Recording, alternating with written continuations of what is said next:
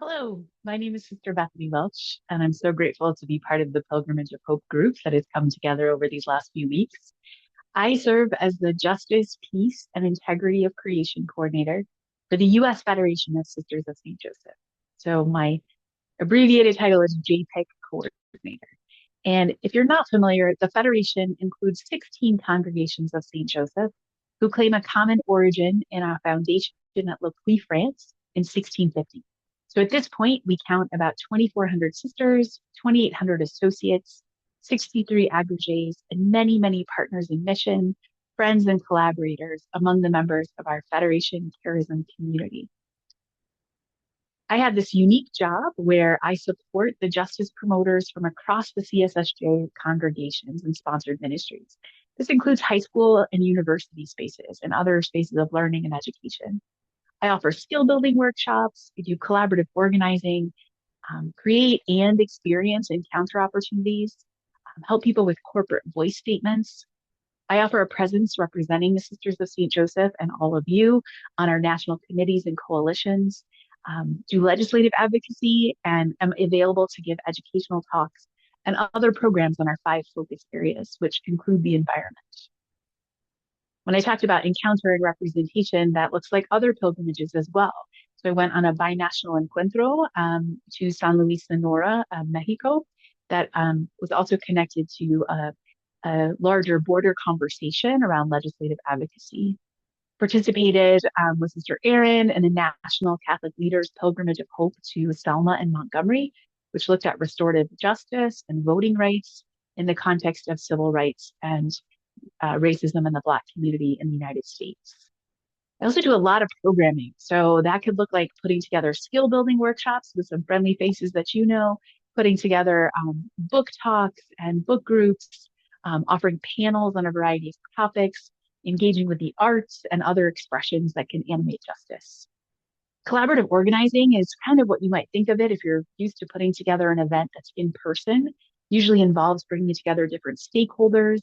In our case, it's for the purpose of raising awareness or being in solidarity with a particular group, often a group that's marginalized or outside of the viewpoint of many of our decision makers.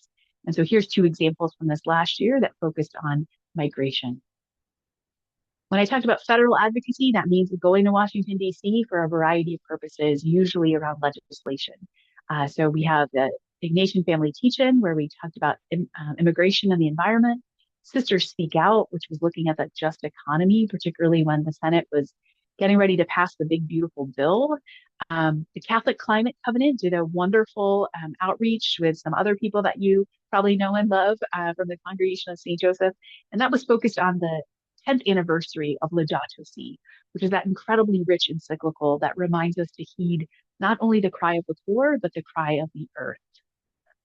And when we think about the environment and land use across the Federation, there's a variety of ways that has taken shape over the last few years, and certainly over the last many decades for some of our congregations.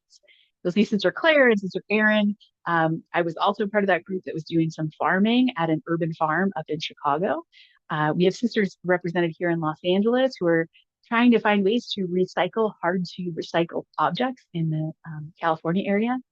Last August, sister leaders and the justice coordinators from across the Federation were looking at creating communion at the intersection of racism, forced migration, and the climate crisis. People focus on solar energy at the Sisters of St. Joseph of Brentwood.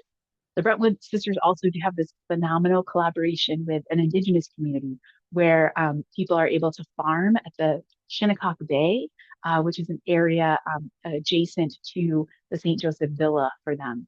And that's a sustainable farming practice that also addresses land justice, right, which is the access of indigenous and BIPOC people to land that has been typically either redlined or taken actually from those communities in the first place, right?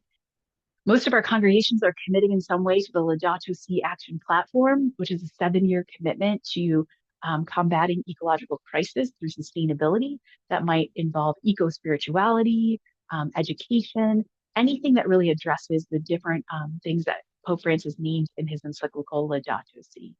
So I hope that gives you just a little snapshot of the Federation as it relates to justice and peace, and then particularly narrowing in on this question of sustainability, the environment, and land use. We heard so beautifully from the sisters in the congregation of St. Joseph about the forced pooling and the fracking issue of natural gas. And my hope is that we can actually journey together to see some of that in action and see some of the ways that they're speaking out about the climate crisis and the harms to our earth. Thank you so much.